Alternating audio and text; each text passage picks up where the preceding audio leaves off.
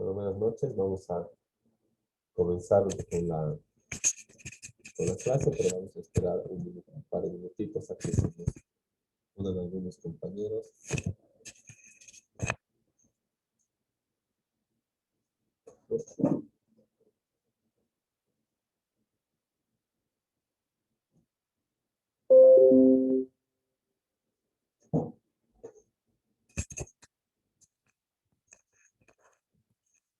Entonces vamos a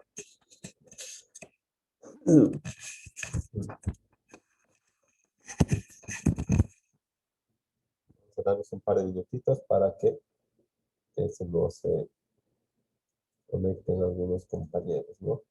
También mientras vamos a estar abriendo el material pertinente.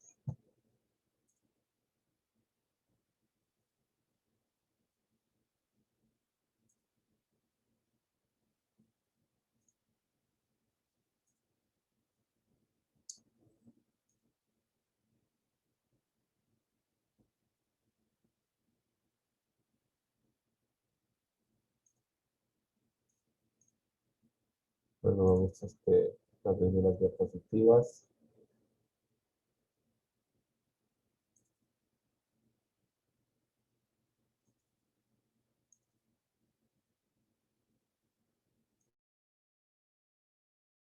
Mm.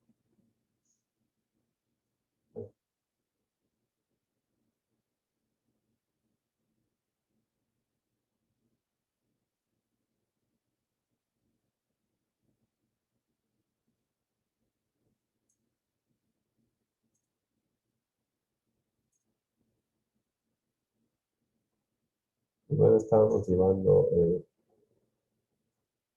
lo que son los servicios bancarios, ¿no? Las operaciones bancarias más propiamente dichas, ¿no? Operaciones activas y pasivas. Y, vamos a estos servicios financieros.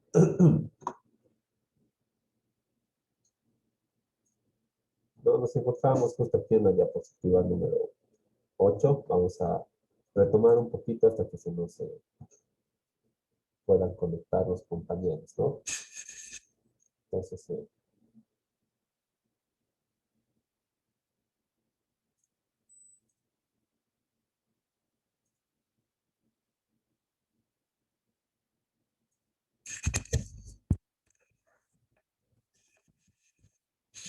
bueno,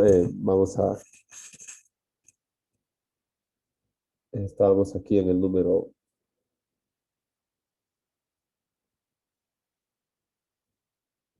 Estamos aquí en el número 6, hasta mientras que seguimos admitiendo a los compañeros. Eh, Estábamos viendo qué son los servicios financieros, ¿no? Y cuáles son las operaciones bancarias de mayor tiraje, ¿no? Entre las que se clasifican en operaciones activas y operaciones pasivas, ¿no? Pero habíamos visto que los servicios financieros están representados por toda la diversidad de servicios que prestan o ofrecen las entidades financieras autorizadas, ¿no? Entidades de intermediación financiera, ¿no? Entonces, estos servicios pueden ser, digamos, eh, para captar dinero, ¿verdad? De los ahorristas, ¿no? Puede ser caja de ahorro, puede ser cuenta corriente, puede ser depósito a plazo fijo, ¿no? O pueden ser servicios eh,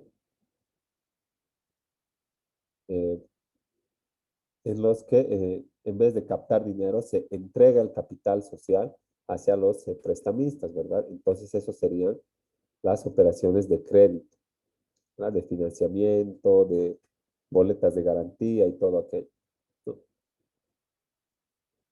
Y luego existen en las entidades de intermediación financiera otros servicios financieros, ¿verdad? Como por ejemplo el fraccionamiento, el cobro de servicios básicos, de impuestos, el seguro del desgravamen, el seguro de la tarjeta de débito, ¿no? Banca móvil y todo eso, ¿no? Entonces, esos son los servicios financieros, digamos, complementarios y no bancarios. Y luego hay servicios financieros rurales, o sea, eh, operaciones financieras que están dedicadas exclusivamente al área periurbana o rural, ¿verdad? En las que las garantías no van a poder ser eh, las mismas o las condiciones financieras, ¿verdad? Eh, de los clientes, de los usuarios financieros, no son las mismas que en el área urbana. Entonces tienen que tener condiciones especiales y esto para asegurar el acceso universal al sistema financiero. ¿No? Como habíamos dicho, no universal de que hasta el que no tiene ni un peso se preste, ¿no? Sino universal de que todos los que cumplan los requisitos puedan acceder sin criterios de discriminación a los servicios financieros que prestan las diferentes entidades de intermediación financiera.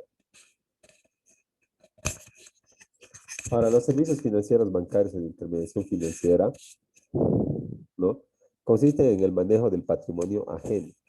¿No? ¿Qué quiere decir eso? Captas y lo inviertes, ¿verdad? Manejas el patrimonio ajeno. Y por eso pagas interés y cobras interés, como ya habíamos dicho, esa es la utilidad del banco, ¿verdad? Ese proceso de intermediación financiera de recibir dinero y entregárselo, ¿verdad? Por recibir el dinero pagas interés y por entregarlo en préstamo cobras un interés más alto y obviamente tienes utilidad, ¿no? Ahora, al respecto, ¿no? El artículo 331 de nuestra Constitución Política del Estado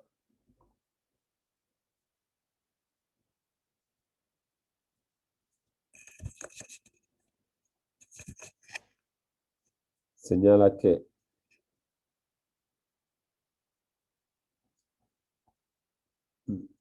las actividades de intermediación financiera, o sea, lo que hace el banco, ¿verdad? La prestación de servicios financieros y cualquier otra relacionada con el manejo, aprovechamiento e inversión del ahorro son de interés público y solo pueden ser ejercidas previa autorización del Estado conforme a ley, ¿no? Entonces, el ahorro es un bien jurídico protegido por el Estado, ¿no? Porque es de interés público, ¿verdad? Y el Estado es el único que va a dar autorización para que alguien ejerza esta actividad que se llama intermediación financiera, ¿verdad? Solo eh, las entidades autorizadas pueden ejercerlas, ¿verdad? Y todas son adscritas a este ente matriz que se llama la ASFI, ¿no? Y que los controla y los fiscaliza, ¿no? Entonces, el ahorro es muy importante para el Estado porque representa el instrumento idóneo para el desarrollo económico de los ciudadanos, ¿verdad? Entonces, el ahorro tiene que ser bien protegido y por eso tiene la actividad de la intermediación financiera, ¿verdad? Tiene una ley que es la Ley de Servicios Financieros, ¿verdad? También existe la Autoridad de Supervisión del Sistema Financiero ASFI, ¿no? Y otra normativa conexa para que el, se pueda asegurar el ejercicio de los derechos del usuario financiero, para que no pierda su ahorro, eh, para que participe cada vez más del sistema financiero y a modo de desarrollarse económicamente también invierta o coadyuve, ¿no? A la actividad financiera del Estado. Entonces, por eso el ahorro es de interés público, ¿no? O es un bien jurídico protegido por el Estado, ¿no? Y se ejerce conforme a ley porque la ley establece prerrogativas especiales, ¿verdad? Si bien hay que cumplir con lo que señala el Código de Comercio de manera general para constituir la sociedad que se va a llamar banco, ¿no? Es la ley de 300, la ley 393 la que va a establecer algunas características especiales como el número de socios mínimo para una entidad de intermediación financiera que se va a llamar banco, ¿verdad? En el Código de Comercio señala dos, ¿no? Como mínimo, porque no existen sociedades unipersonales, ¿verdad? Eso se llama empresa unipersonal, ¿verdad? Para ser sociedad hay que ser una pluralidad y por lo menos dos señala el Código de Comercio. Pero la ley 393 señala un número más amplio de socios como mínimo necesario, ¿no? Y esto porque se necesita un buen respaldo para poder manejar el capital, pues, de las personas. Y además también se establece el capitales mínimos en la ley 393, capitales sociales mínimos para que se pueda constituir tal o cual entidad de intermediación financiera. Y luego también para proteger el ahorro de la gente está lo que se llama o este bien jurídico protegido, ¿verdad? Lo que se llama el encaje legal. Eh, que el encaje legal es un monto de dinero que tienen que pagar las entidades de intermediación financiera y tienen que depositar en las cuentas del Banco Central de Bolivia para salvaguardar alguna situación de crisis, ¿verdad? Para que el sistema financiero no pierda liquidez y para que los usuarios financieros estén asegurados. ¿No? Ese monto del encaje legal asciende al 10% del monto de las operaciones en bolivianos y al 60% de las operaciones en dólares, ¿no? Y se cobra mucho más en dólares porque existe o sigue en vigencia un proceso de bolivianización, ¿verdad? En el que se incentiva el ahorro y la compra-venta de bienes en bolivianos, ¿no? Entonces, es por eso que hay esa diferencia en cuanto al encaje legal, que no es lo mismo que el apalancamiento, que no hay que confundir, ¿verdad? El apalancamiento es un elemento de las operaciones activas del Estado, ¿no? Digamos del préstamo, ¿no? O perdón, no es del Estado, es de las entidades de intermediación financiera, ¿verdad? Digamos del préstamo. Cuando tú te prestas y te dicen, si quieres préstamo de vivienda social, tienes que poner el 20% del valor como pie. Ese pie, ese es el apalancamiento, ¿no? El monto que tú tienes que poner eh, como cuota inicial, entre comillas, para que la operación de crédito, para que te liberen la operación de crédito, ¿no? Y eso se da más que nada en los inmuebles, porque eh, antes prestaban pues al 100%, ¿no? Pero eh, en, para estos créditos de vivienda social, pero también es verdad que cuando uno incumple y le inician el proceso judicial y llega a la última instancia del remate, el banco ya va a deber dinero al abogado, va a deber dinero de gastos y costas procesales, ¿verdad? También le van el, bueno, otros gastos patrimoniales que se realizan, ¿verdad? Hasta llegar a la etapa del remate. Entonces, cuando se remate, van a llamar a un arquitecto para que diga cuánto vale la casa, por ejemplo. Va a venir el arquitecto y va a decir, eh, esta casa vale 200,000 o esta casa vale 100,000, ¿verdad? Entonces, ¿qué va a pasar? A la primera audiencia de remate, cuando señalen día y hora de remate, al 100% de ese valor que ha dicho el arquitecto. Y nadie se va a postular, nadie va a poner plata, nadie va a querer empujar porque está al 100% del valor. Pues, y todo el mundo sabe que cuando no se remata la primera vez, la segunda vez hay una rebaja del 20%. Entonces lo rematan en el 80% del valor que establece la Avalúo, ¿no? Entonces, si nos si vamos a tomar en cuenta, ¿verdad? Esa rebaja y que el banco preste al 100% más todos los gastos y costos procesales, ¿dónde va a quedar? ¿No? Solamente sería una afectación al derecho patrimonial del banco. Entonces, es por eso, ¿no? que se pide un apalancamiento en ciertas operaciones, que no es nada más que el pie o la cuota inicial que tú tienes que dar para que te liberen la operación de crédito, ¿no? Eso es en las operaciones activas, ¿no? Ahora, la Ley de Servicios Financieros 393 señala que los servicios de intermediación financiera son operaciones pasivas, activas y contingentes como servicios de naturaleza financiera facultados a prestar las entidades financieras autorizadas por la ASFI, ¿no? Entonces, son operaciones pasivas y activas y contingentes. Esas son las que prestan los bancos, ¿verdad? Préstamos, ahorro y otros servicios financieros. Y también los servicios de inversión, ¿verdad? Que a los que están facultados los bancos mediante su cartera que se llama SAFI, ¿no? Banca SAFI, dicen, Servicio de Administración de Fondos de Inversiones, ¿no? Entonces, los servicios de intermediación financiera abarcan todas estas operaciones, ¿no? Es un término genérico, ¿no? De los que vamos a ir viendo también cada uno, que es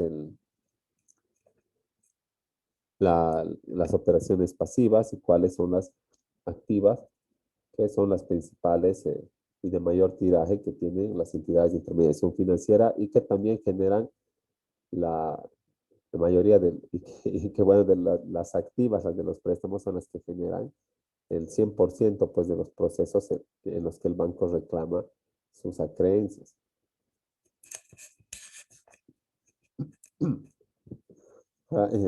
Vamos a ver la clasificación de los servicios bancarios o de intermediación financiera, ¿no? Se clasifican en tres ramas principales: activas, pasivas y operaciones neutras o de servicio, ¿no? O sea que no tienen que ver con el manejo de, del dinero del ahorrista, ¿no? Operaciones activas se denominan aquellas en las que la entidad se encuentra en la posición de acreedora del usuario financiero, ¿no? ¿Qué quiere decir acreedor? Que por ley tienes el derecho patrimonial, ¿verdad?, de exigir el pago de tu deudor, ¿no? Porque ya se ha cumplido el contrato o alguna condición que dice que, eh, alguna condición resolutiva cuya consecuencia es que se te cancele lo pactado, ¿no? Entonces, la operación activa, ¿no?, se refiere a esa, ¿no?, a esas operaciones en las que el banco es acreedor. Cuando el banco es acreedor, cuando presta, ¿verdad? Cuando agarra el capital social conjuntamente con el capital del ahorrista y lo entrega a los prestamistas. Estas operaciones activas, ¿no?, tienen como consecuencia la colocación del capital social. Colocación quiere decir entregar, ¿verdad? O inversión. Colocación del capital social, o sea, del capital que está declarado en la escritura pública de fundación y constitución al momento que ha sido labrada al momento de formar la sociedad, ¿no? Ahí señala un capital social, ¿verdad? Puede ser, y la ley 393 señala un mínimo, ¿verdad? Entonces, ese capital social es el que se va a entregar eh, en préstamo, ¿verdad? Para que se pueda, para que éste pueda generar utilidades.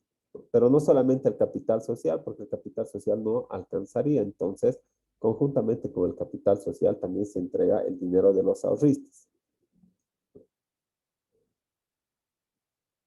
Ahora, si nadie, aunque el 100% de prestamistas al banco le estafen y no paguen, incluso el banco tiene que pagar todavía los intereses a los ahorristas, ¿no? Ahora, las operaciones activas representan la forma de colocación del capital en sectores que revelan déficit. Y como hemos dicho, no es un déficit, digamos, que digan, ay, qué pobre, no ve que no tiene ni un peso, sino es un déficit en términos de que hay de una persona que tiene capacidad de pago, pero su economía no le permite realizar el proyecto o crecer o desarrollarse económicamente como, como prefiere, como está en sus planes, ¿no? Entonces recurre a la entidad de intermediación financiera. O tal vez de plano es alguien que tiene el dinero, pero no lo quiere gastar todo. Entonces también recurre a las entidades de intermediación financiera, ¿no? Y a eso nos referimos cuando decimos déficit, ¿no? Como señala nuestra diapositiva, A referencia al déficit en materia de operaciones bancarias, no se está haciendo referencia a las personas en situación de crisis, sino más bien se refiere a personas que desean realizar un proyecto, constituir una empresa o realizar un viaje con el advertido de que su capital no es suficiente o sencillamente no desean disponer de la totalidad del mismo, ¿no? En una sola actividad. Entonces, a las personas que se encuentran en déficit dentro de esos parámetros, es a las que están dirigidas las operaciones activas, ¿no?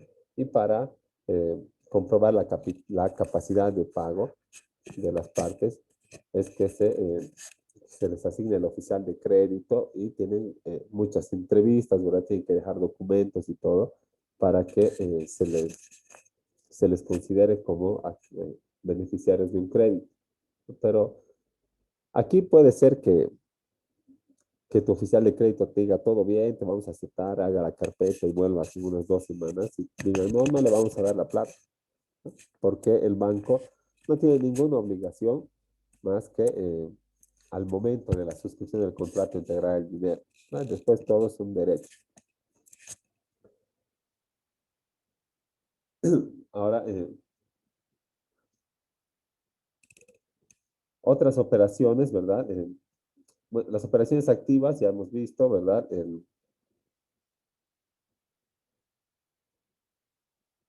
Contingentes y de servicios, también pueden otorgar créditos con garantías personales, hipotecarias, prendarias u otras no convencionales, una combinación de las mismas. Otras operaciones que realizan es adquirir y vender bienes inmuebles para ser utilizados en actividades propias del giro, ¿no? El, el banco, mediante su departamento de bienes adjudicados, lo que hace es vender los bienes que se han adjudicado en los procesos judiciales, ¿no? Tal vez no hay ningún postor, pero alcanza para pagarle, tal vez no hay ningún postor y el acreedor es el banco y otras personas, pero la deuda, póngase que sea cabalito, justo lo que le debes al banco, ¿no? Entonces, y el avalúo pericial sea también lo mismo, ¿no? El que dice cuánto vale, justo es el monto de la deuda, ¿no? Entonces, ¿qué puede pasar? El banco se puede adjudicar. Incluso si el monto del avalúo es mayor, el banco puede adjudicarse y luego depositar el saldo para que le sea devuelto al dueño. Entonces, el banco puede adjudicarse bienes, pero cuando se adjudica bienes, no puede el banco permanecer en posesión de estos bienes mucho tiempo, ¿verdad? O uno tiene que volver una sucursal o algo eh, que tenga que ver con digamos, con el giro, ¿no?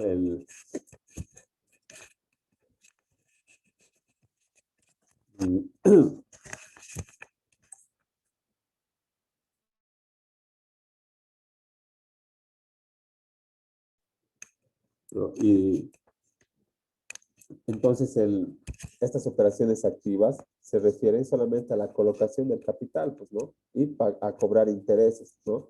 Y cuando se incumple, a perseguir judicialmente el cobro, ¿verdad?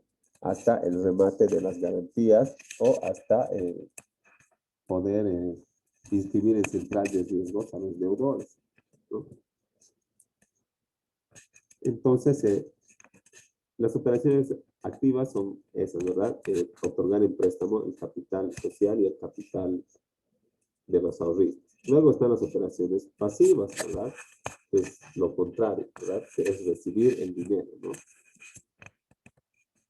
También está adquirir bienes, como ya estábamos viendo, y cuando adquieren bienes, como les decía al último, ¿verdad? Tiene que ser utilizado en el giro, o si no, tiene la empresa un año para vender los bienes adjudicados, ¿no? Se adjudica, deposita el saldo si es que existe, si no, obviamente no, y luego lo pone a su nombre, ¿verdad? No es que se va a quedar a nombre del deudor, ¿no? Pero uno piensa, ¿y de dónde va a sacar los papeles para ponerlo a su nombre? Incluso si eres o no el banco, si solamente eres una persona que te estás adjudicando en remate, el juez no le va a obligar al deudor a entregar sus papeles. ¿Qué va a hacer? El juez te va a dar una minuta judicial y un testimonio donde Le ordene a la alcaldía, derechos reales y a todas las instancias que te inscriban esta venta judicial, pero es algo de verdad moroso y difícil, ¿no? Entonces ya el banco hace eso, se adjudica y luego tiene un año para vender por ley, porque si no, tiene multa de la ASFI. ¿No? Porque si no, a eso se dedicarían los bancos y no habría esta multa, pues, ¿verdad? Se volverían casas inmobiliarias, ¿no? Prestarían, incluso sin verificar la capacidad de pago. Lo importante es que tenga una garantía hipotecaria de un inmueble, ¿no? Entonces, todo el rato se adjudicaría el banco y acabaría dueño de media Cochabamba, ¿no? Pero no es el giro del banco, ¿verdad? No es su actividad principal, comprar y vender bienes inmuebles, ¿verdad? No es una casa inmobiliaria. ¿Qué hace? Intermediación financiera. El, la adjudicación de bienes y demás, ¿no? Ya es una consecuencia del incumplimiento de los contratos por parte de los sujetos pasivos o de los prestamistas, ¿no? Entonces, esas son las operaciones activas, ¿no? Y el Banco de Desarrollo Productivo Mixto, Sociedad Anónima Mixta, mediante como entidad bancaria que desarrolla actividad de primer y segundo piso, podrá realizar además de las operaciones activas establecidas para entidades financieras, las operaciones financieras y no financieras señaladas a continuación. Entonces, existe otra gama más de operaciones que puede desarrollar el Banco de Desarrollo Productivo SAM en vista de que es una sociedad anónima mixta, ¿verdad? De capital mayoritario por el Estado, de propiedad del Estado, perdón. Y como dice, desarrolla actividades de primer y segundo piso. ¿Qué quiere decir de primer y segundo piso? ¿No? Primer piso es así con capital de la empresa privada, ¿verdad? Conjuntamente con el Estado. Y de segundo piso, netamente, pública de desarrollo, capital del Estado, ¿no? Y esto nos va a acabar ahorita el tiempo, quedaremos ahí. Si tienen alguna duda, ahorita les escucho hasta aquí. Si no, de estas operaciones activas, ¿no? Y si no, continuamos luego y pasamos a las operaciones pasivas y las que se llaman complementarias, ¿no? O contingentes.